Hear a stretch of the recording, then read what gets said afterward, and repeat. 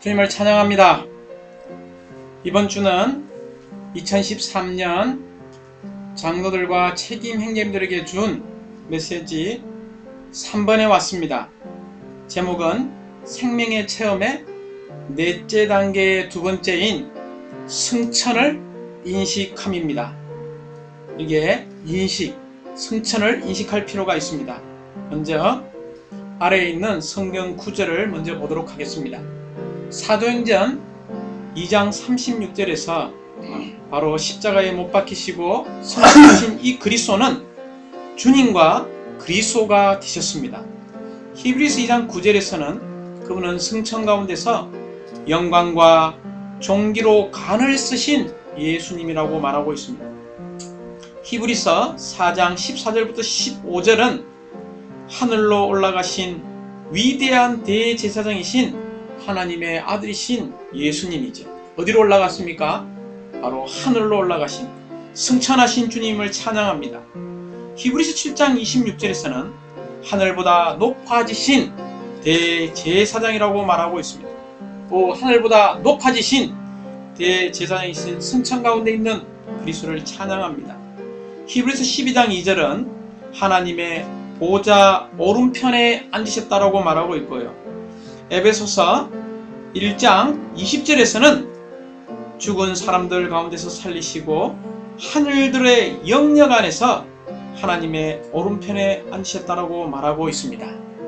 이 구절들은 바로 그리스도께서 승천하신 것을 우리에게 보여주고 있습니다. 메시지 이 3번은 승천을 인식함입니다. 먼저 이 서론의 부담을 볼 때에 사도행전 16장 19절부터 40절을 읽어보면 거기에 바울과 실라가 감옥에 갇히는 장면이 나옵니다. 특별히 사도행전 16장 20절부터 읽어볼 때에 이 사람들은 유대인들인데 우리 도시를 소란하게 한다라고 말하고 있습니다. 그리하여 무리들이 함께 일어나서 바울과 실라의 옷을 찢어 벗기고는 몽둥이로 치라고 말했습니다. 특히 23절에 바울과 실라를 많이 때린 후에 감옥에 집어넣었죠. 그런 다음에 그들의 발을 착고에 단단히 채웠습니다. 그러나 한밤중에 바울과 실라가 한 일은 무엇입니까? 감옥에 갇혀서 원망했습니까? 아닙니다. 바울과 실라는 기도하면서 하나님을 찬양하는 노래를 불렀습니다. 심지어 제수들이 귀를 기울이고 이 찬양한 소리를 듣게 되었죠. 그때 26절을 볼 때 갑자기 큰 지진이 일어나 감옥의 기초가 흔들리고 즉시 모든 문들이 열리며 각 사람을 묶고 있던 것들이 다 풀렸다라고 말하고 있습니다. 우리가 이 감옥에 갇힌 바울과 실라의 이런 찬양하는 이 노래는 무엇을 이야기하고 있습니까? 비록 바울과 실라가 감옥에 갇혀 있었지만 그들은 승천하신 그리스도를 알았고 심지어 승천 안에 계신 그리스도와 하나 되었습니다. 그들이 이 승천을 인식했기 때문에 그들은 계속해서 승천하신 그리스도를 전달받고 있었으며 분배받고 있었기 때문에 감옥 안에서도 바울과 실라는 하나님께 기쁨으로 찬양할 수 있었습니다. 우리가 스데반이 돌에 맞아서 죽을 때 누구를 보았습니까? 바로 보좌에 앉아 계신 사람의 아들 인자이신 예수님을 보았습니다. 이 승천 안에 있었기 때문에 그를 향하여 죽이는 사람들을 저주하지 않고 주여 저들의 죄를 용서하여 주십시오. 저들이 하는 것을 아직 알지 못한다는 주님과의 동일한 기도를 드린 것을 볼 수 있습니다. 또한 사랑하는 워치만 형제님은 감옥 안에서 많은 세월을 보내었지요. 그러나 승천하신 그리스도와 연결 안에 있었기 때문에 그는 마지막의 간증이 뭐였습니까? 바로 기쁨을 잃지 않았다라고 말했습니다. 그러므로 우리가 메시지 3번에 올 때에 승천을 인식하고 승천 안에서 사는 삶을 살 필요가 있습니다. 먼저 이 메시지 3번의 개요를 보면 로마자 1번과 2번과 3번으로 되어 있습니다.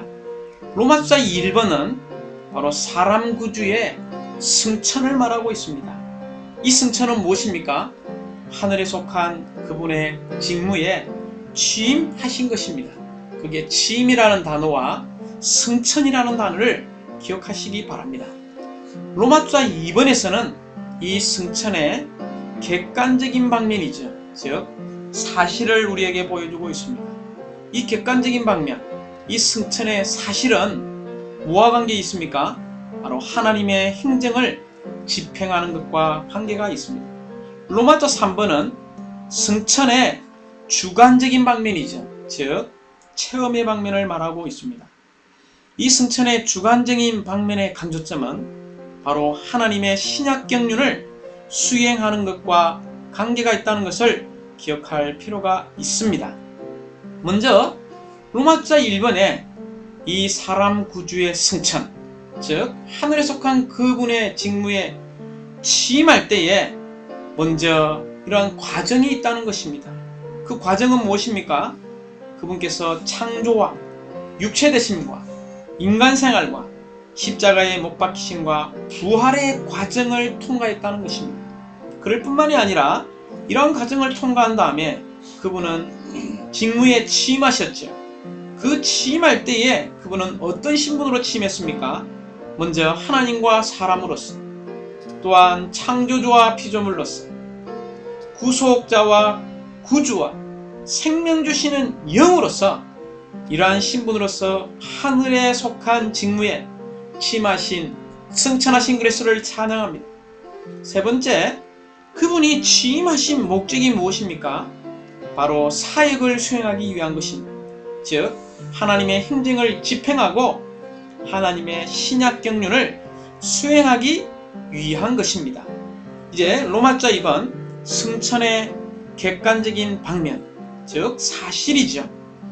이 승천의 객관적인 방면 중에 사실 첫 번째, 그분은 승천 가운데 영광과 존귀로 관을 쓰셨다는 것입니다. 영광은 무엇입니까? 예수님의 인격과 관련된 광채이죠. 존귀는요, 예수님의 가치와 관련된 소중함을 말하고 있습니다. 그러므로 그리스도의 상태에 있어서 그분은 영광스러우시고 지위에 있어서는 존귀하신 그분의 승천을 찬양합니다. 또한 그분은 이 승천 가운데에 영광과 존귀로 관쓰실 뿐만 아니라 보좌에 앉으신 분입니다.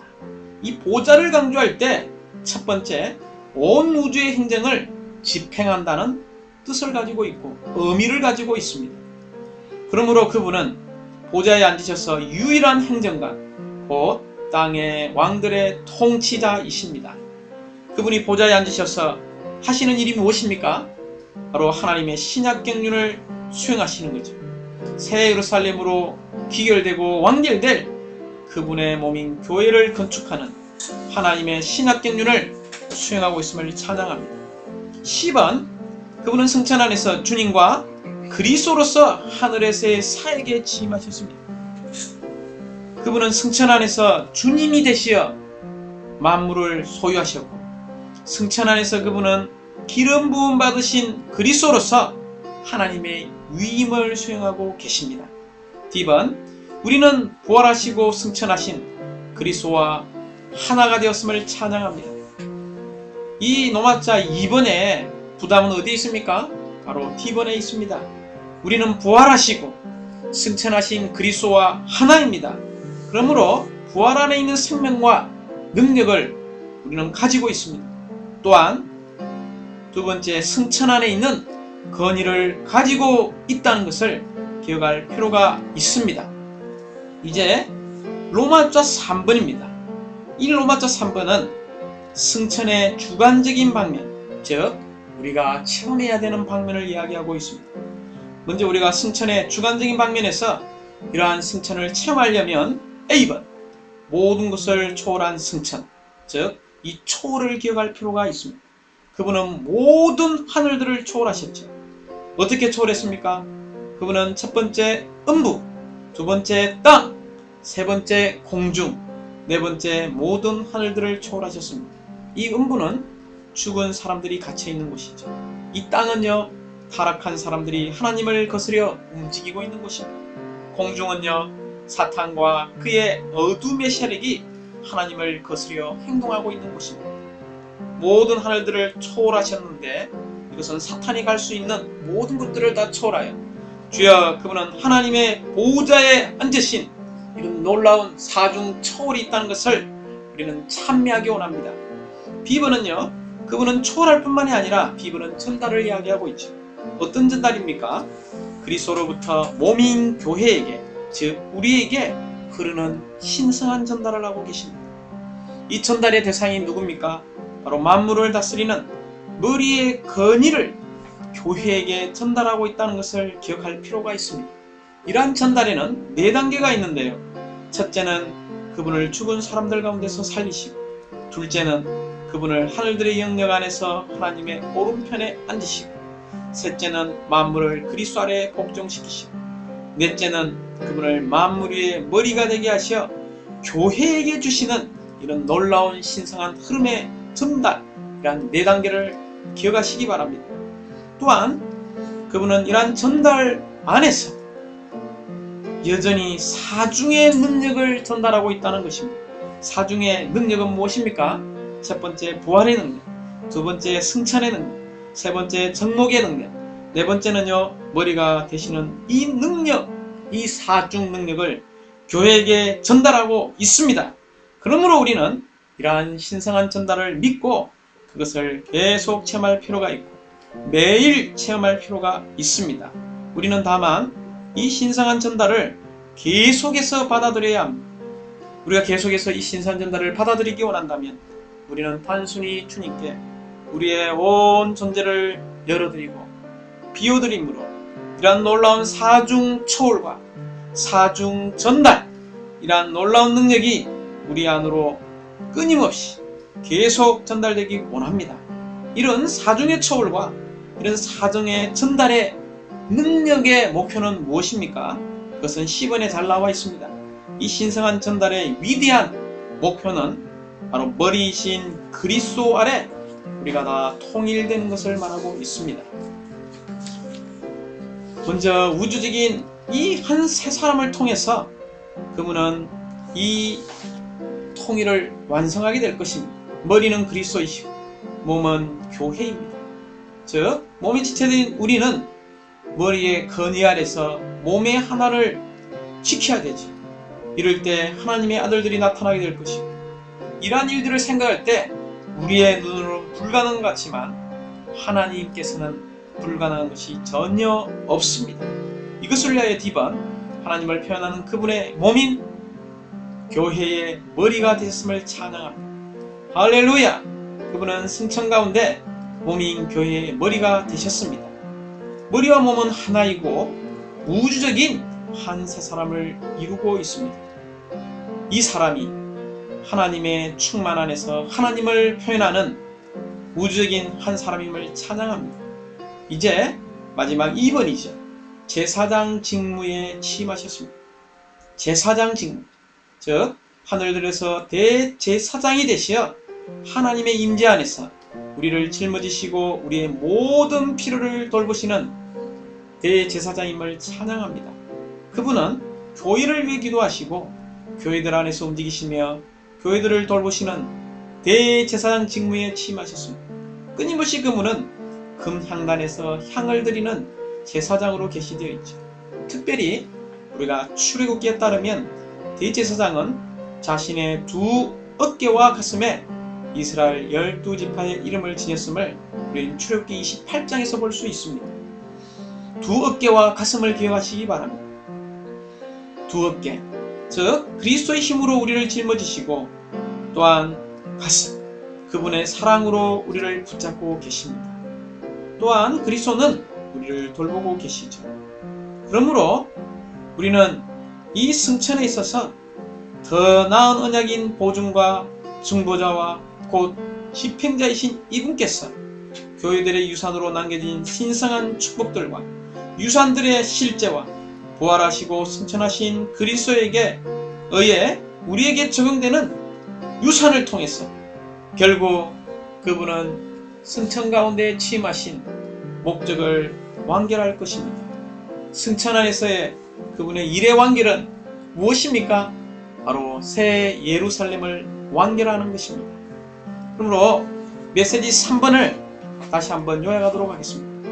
메시지 3번의 제목은 생명의 체험의 넷째 단계인 두 번째 방면 승천을 인식함입니다. 먼저 사람 구주이신 그리스도는 승천하셨습니다. 승천하실 때 그분은 하나의 과정을 통과하셨죠. 그분은 온 우주를 창조했을 뿐만이 아니라 육체가 되셨고 인간 생활을 사시고 십자가에 못 박히시고 부활하심을 통하여 주여 당신이 승천했음을 찬양합니다. 또한 이 승천이 바로 무엇입니까? 바로 하늘에 속한 사역, 그 직무에 취임했다는 것입니다. 취임할 때 그분은 하나님 사람의 신분을, 창조주와 피조물의 신분을, 구속자와 구주의 신분을, 마지막은 생명 주시는 영의 신분으로 이 놀라운 하늘에 속한 직무에 취임하신 승천을 여전히 찬양합니다. 그분이 왜 이러한 직무에 취임하시는 승천을 가져왔습니까? 이 승천을 통하여 직무에 취임한 목적은 하나님의 행정과 하나님의 경륜을 수행하기 위한 것입니다. 이러한 승천에는 노마저 2번, 3번 객관적인 방면과 주관적인 방면이 있습니다. 이 객관적인 방면은 바로 하나님의 행정을 집행하는 것과 관계있다라고 말했습니다. 이것은 하나의 사실이죠. 객관적인 방면으로서 주 예수님은 승천 가운데에 첫 번째 영광과 존귀로 간쓰셨고, 두 번째 하나님의 보좌 오른편에 앉으셨고, 세 번째 주님과 그리스도가 되셨습니다. 네 번째, 우리는 이제 이 부활하시고 승천하신 그리스도와 하나 되었다는 이 놀라운 객관적인 승천의 사실을 우리가 더 보기 원합니다. 이제 로마서 3번은 주관적인 방면, 즉 승천의 주관적인 방면으로서 하나님의 신약 경륜을 수행하는 것과 관계가 있습니다. 이 주관적인 방면에서 우리가 반드시 기억해야 될 것은 바로 사중 초월과 사중 전달을 기억해야 합니다. 사중 초월은 음부와 땅과 공중과 하늘들을 초월하였고, 사중 전달은 부활의 능력과 승천의 능력과 정복의 능력과 머리 대심의 능력이라는 것입니다. 이 사중 초월하신 그리스도로부터 사중 능력이 믿는 이들인 교회에게 전달되고 있습니다. 이러한 신성한 전달은 한 번만에 이루어지는 것이 아닙니다. 이 신성한 전달은 끊임없이 지속적으로 계속 우리에게 전달되고 있기 때문에 우리는 우리의 존재를 열고 계속해서 이 신성한 전달을 받아들일 필요가 있습니다. 이럴 때 우리는 승천 위에 앉아 계신 그리스도와 하나 되게 될 것입니다. 주님을 찬양합니다.